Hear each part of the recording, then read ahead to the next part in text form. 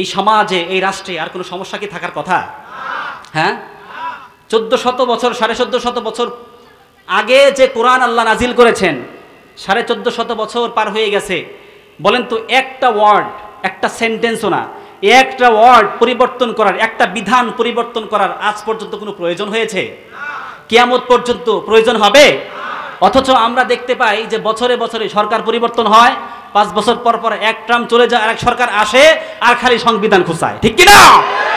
বারবার সংবিধান পরিবর্তন করা হয় তাদের সুবিধার্থে, তাদের চরিতার্থ করার জন্যে, তাদের সম্পদ কুক্ষিগত করার জন্যে, রাষ্ট্রীয় ক্ষমতা কুক্ষিগত করার জন্যে বছর বছর সংবিধান পরিবর্তন করা হয়, ঠিক কিনা? আল্লাহর কোরআন এমন একটা বিধান আল্লাহ দিয়েছেন, কিয়ামত অবধি এইভাবেই চলবে, অক্ষুণ্ণ থাকবে, একটা ওয়ার্ড পরিবর্তন করার প্রয়োজন হবে না, ঠিক কিনা? আমার ভাইরা, অতএব এই আল্লাহর কোরআনকে আমরা জাতীয় সংসদ ভবনে সংবিধান হিসাবে বসানোর জন্য কারা কারা রাজি আছি? দুহাত তুলে আল্লাহকে দেখা দাও।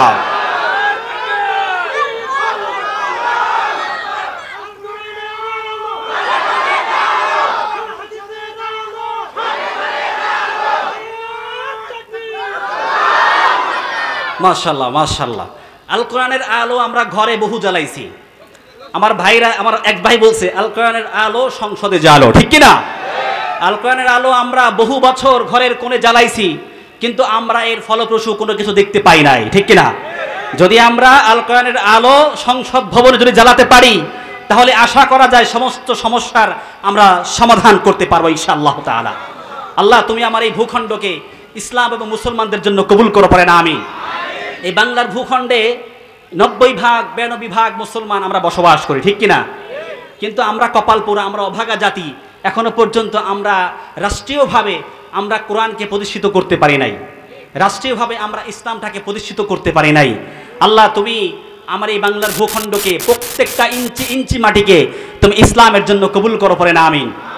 ভাইরা, হুজুররা রাজনীতি কেন করে? আচ্ছা, হুজুররা যদি রাজনীতি না করে, আল্লাহর কোরআনকে আপনি কি তসবিহ টিপে বসাতে পারবেন?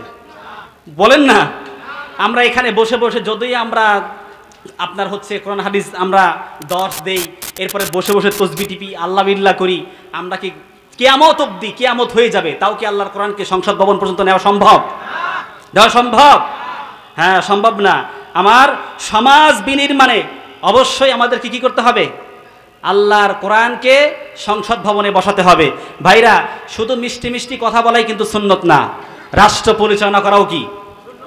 বলেন না, রাষ্ট্র পরিচালনা করাও সুন্নাত। শুধু নয় নমনীয় আলাপন, সুন্নাত প্রয়োজনে হুঙ্কার গর্জন, সুন্নাত শুধু নয় মেষ চড়াতে যাওয়া, আর সুন্নাত হলো রাষ্ট্রনায়ক হওয়া। মোহাব্বতে তার খালিদ মোর আলী, মোহাব্বতে তার খালিদ মোর আলী, আবু বকরের মতো পাশে থাকো কি, আরো কিছু সুন্নাত আছে তুমি জানো কি, জানলেও জীবনে কখনো তা মানো কি, ঠিক কিনা? সুন্নাত শুধু নয় মাজলুম সহায়ক, সুন্নাত ওহুদে জালিমের প্রতিরোধ, ঠিক কিনা? 24-এর অভ্যুত্থানে আমরা জালিমকে প্রতিরোধ করেছি না? এই বাংলার দামাল ছেলেরা জালিমকে উৎখাত করেছে, ঠিক কিনা? 16 বছরের তার গোটা জীবনে 16 বছরে এখানে কোনো চরিতার্থ নষ্ট করার বাকি তার ছিল না, ঠিক কিনা? এই মাদ্রাসার শিক্ষক ছিলাম আমি। এখান থেকে গেলাম রাখালিয়া চালার একটা কোরআনের মজলিসে, চৌঠা হচ্ছে জুন, 4 জুন। সেখানে সাধারণ ছাত্রদের, এসএসসি দাখিল পরীক্ষার্থীদের সংবর্ধনা অনুষ্ঠান ছিল। কোনো রাজনৈতিক কোনো প্রোগ্রাম সেখানে ছিল না। আল্লাহি, আমি আল্লাহকে সাক্ষী রেখে বলছি, সেটা কোনো রাজনৈতিক কোনো প্রোগ্রাম ছিল না। প্রোগ্রামটা ছিল এসএসসি দাখিল পরীক্ষার্থীদের একটা সংবর্ধনা অনুষ্ঠান। আমার আরাফাত ভাই রাহিমাহুল্লাহ আল্লাহর জিম্মায় চলে গেছে। উনি হচ্ছে ইবনে সিনার অফিসার ছিলেন, আরাফাত ভাই। উনি দর্শ দিচ্ছিলেন আল্লাহর কোরআন থেকে। এই যে সাইফুল দারোগা কদিন আগে মারা গেছে, আল্লাহ শয়তানটারে নিয়ে গেছে, ওর সাথে অনেক হিসাব কিতাব বাকি ছিল। আখিরাতে দেখা হবে না, কিয়ামতের দিন দেখা হবে না? দেখা হবে না কিয়ামতে? 3 মাস 13 দিন খাটছি, 3 মাস 13 দিন বিনা অপরাধে। কিয়ামতের দিন শুধু বলবো যে তুই আমার 3 মাস 13 দিন ফিরাইয়া দে। আমার লাইফ থেকে এই 3 মাস 13 দিন জেল খাটার কারণে পারিবারিকভাবে অনেকভাবে সমস্যার সম্মুখীন হয়েছি, অনেক ত্যাগ তিতিক্ষার শিকার হয়েছি। এই 3 মাস 13 দিনের কারণে লাইফটা উলটপালট হয়ে গিয়েছিল। আলহামদুলিল্লাহ এখন আবার আল্লাহ পাক আবার আগের চাইতে অনেক ভালো রেখেছেন, আলহামদুলিল্লাহ।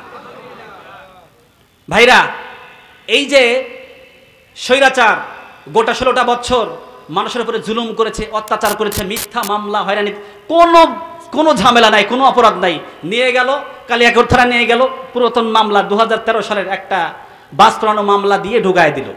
সে মামলা সে এখনো হচ্ছে হাজিরা দিচ্ছি, সে মামলা এখনো চলমান, এখনো শেষ হয় নাই। 15 সাল থেকে আজকে 25 সাল। আমার মতো আপনারা হলে কি করতেন?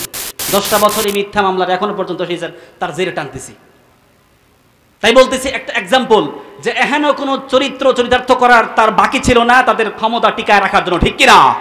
আর তাদের ঝুঁক ছিল খালি ওলামায়ে কেরামের উপরে, খালি আলেমদের দরওয়া, খালি জেলখানায় বড়, ঠিক কিনা? কোরআনের পাখি আল্লামা সাঈদীকে 13টা বছর তাকে কারাগারের মধ্যে বন্দী করে রেখে সর্বশেষ মেডিকেল কিলিং এর মাধ্যমে ভারতের প্রেসক্রিপশনে তাকে হত্যা করা হয়েছে, ঠিক কিনা? আমরা এর বিচার বাংলার জমিনে করব ইনশাআল্লাহ।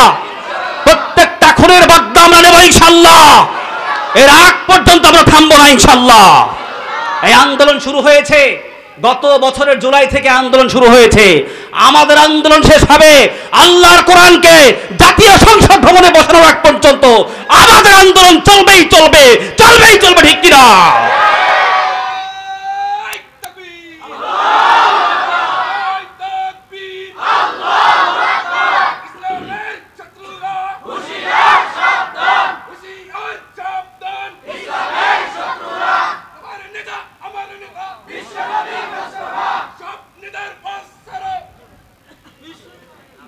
বিশ্বনবীর পথ ধরো, বিশ্বনবীর। মাশাআল্লাহ ভাই, সুন্দর স্লোগান দিয়েছে, আলহামদুলিল্লাহ বলেন। ভাইরা, এর জন্য আমাদের ঐক্যবদ্ধ হতে হবে। ওয়াতাসিমু বিহাবলিল্লাহি জামিআ ওয়ালা তাফাররাকু। খবরদার, খবরদার, তোরা বিচ্ছিন্ন হয়েও না। আমরা আলেমরা বিচ্ছিন্ন হয়ে গেছি, ঠিক কি না? আমরা যদি ঐক্যবদ্ধ হয়ে ঐক্যবদ্ধ প্রতিষ্ঠার মাধ্যমে আল্লাহ পাক দ্বীন প্রতিষ্ঠার কথা বলেছেন, ওয়াতাসিমু বিহাবলিল্লাহি জামিআ, তোমরা ঐক্যবদ্ধ প্রতিষ্ঠার মাধ্যমে আমি আল্লাহর দ্বীনকে তোমরা কি করো? প্রতিষ্ঠা করো। আমরা ছন্ন ছাড়া হয়ে গেছি। আমরা একে অপরকে ব্লেম দিয়ে দিয়ে ফতোয়াবাজি করে করে আমরা দূরে সরে যাচ্ছি। এক আলেম আর এক আলেমকে দেখতে পারে না, এক দল আর এক দলকে দেখতে পারে না, ঠিক কিনা? আমাদের এগুলো ছাড়তে হবে। এক কোরআন, এক নবী, এক হাদিস, ঠিক কিনা? ঠিক কিনা? আমাদের প্রভু এক, এক নবীর উম্মত, জীবন বিধার এক, ওই শিবানী কোরআন। কোরআন কয়টা? আল্লাহ আমাদের প্রভু কয়জন? কিতাব কয়টা? আমাদের প্রভু এক, এক নবীর উম্মত, জীবন বিধান এক, ওই শিবানী কোরআন। তবে কেন এক নাও হে মুসলমান, এক হও করিয়া আহ্বান। বাইতুল্লাহ এক, মদিনা শরীফ এক, উহুদ পাহাড় এক, বদরের মাঠ এক, ঠিক কিনা? বাইতুল্লাহ এক, মদিনা শরীফ এক, উহুদ পাহাড় এক, বদরের মাঠ এক। একটা তো জীবন আর মরণ তো একটাই, একটা তো জীবন আর মরণ তো একটাই, সকলেরই তরে আছে একটাই প্রাণ। তবে কেন এক নাও হে মুসলমান, এক হও করিয়া আহ্বান। পড়েন আমিন, জোরে পড়েন না আমিন। আমার ভাইয়েরা, রব্বুল আলামিন জানিয়ে দিয়েছেন, তাহলে তোমরা কোরআন থেকে মুখটা ফিরাইয়া নিও না। কোরআন থেকে মুখটা ফিরাইয়া নিলে রব্বুল আলামিন শাস্তি দেবেন 2 প্রকার। এক প্রকার শাস্তি হচ্ছে আল্লাহ পাক আপনার জীবনটাকে সংকীর্ণ করে দেবেন। দুনিয়ার জীবনে সব থাকবে, ব্যাংক ব্যালেন্স থাকবে, টাকা পয়সা থাকবে, কিন্তু শান্তি নামক বস্তুটা রব্বুল আলামিন কেড়ে নেবেন, ঠিক কিনা?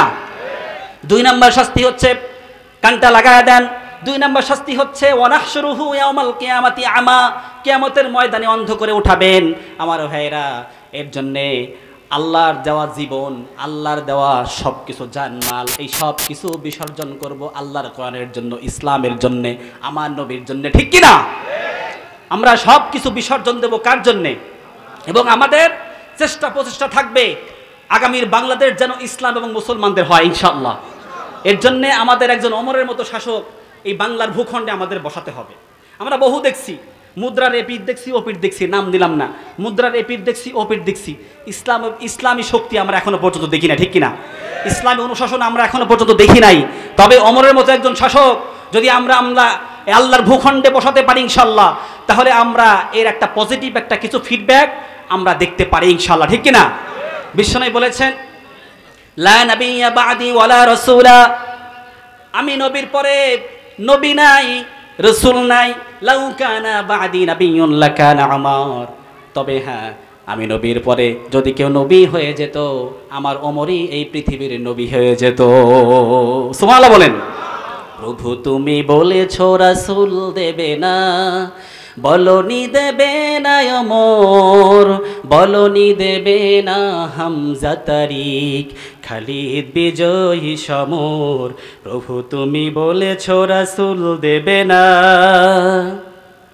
বলনি দেবে না ওমরের যুগ, রাশেদার সেই খেলাফত, ফিরিয়ে দেবে না আলোর সমাজ, কেটে কেটে আধারে রাত।